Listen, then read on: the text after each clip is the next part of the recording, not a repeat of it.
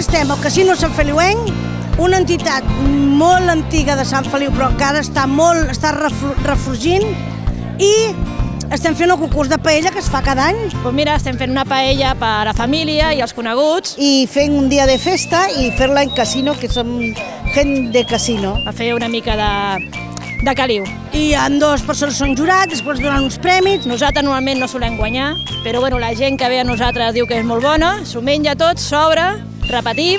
2 quilos de sèpia, 2 quilos de calamars, 2 quilos de gambes i 2 quilos de camarlans.